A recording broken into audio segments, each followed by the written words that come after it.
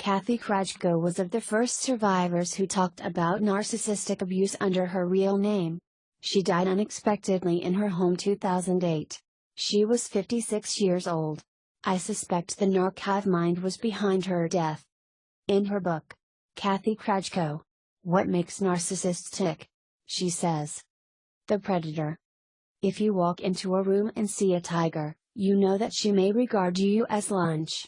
Or, if you're swimming off the coast of California and see a great white shark, you hope she ain't hungry. Or, if you live in Canada and see a polar bear strolling down Main Street, you don't let your kids out. In fact, you're fed up with holier-than-thous, safe in their big cities and too obtuse to see that the right to protect yourself is the most basic human right there is, who deny you your rights by insisting that you must let the beast, who has become so bold, stalk prey even in your own backyard. But when you walk into a room and see a narcissist, you see someone who looks and acts like the just rest of us. So, you have no idea that you're in the presence of a predator.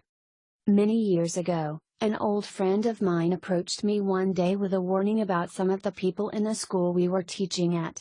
I was flabbergasted by what he said, because, like me, he stood out as not being a gossip and had no interest in that kind of thing.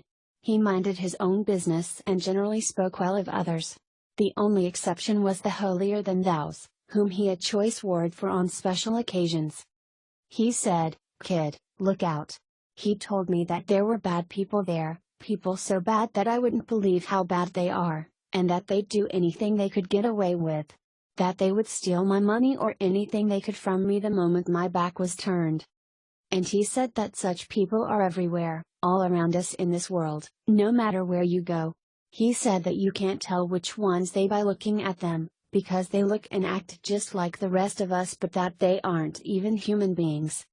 He was a graduate of Notre Dame with a master's degree in biology, and he insisted that he was not speaking figuratively. I was naive and could not accept that. But I could not forget his fatherly advice either. For, to back his statement that they do things to people that no human being would do, after solemnly swearing me to secrecy, he tried to tell me what one had done to him as a young man growing up on the streets of Detroit.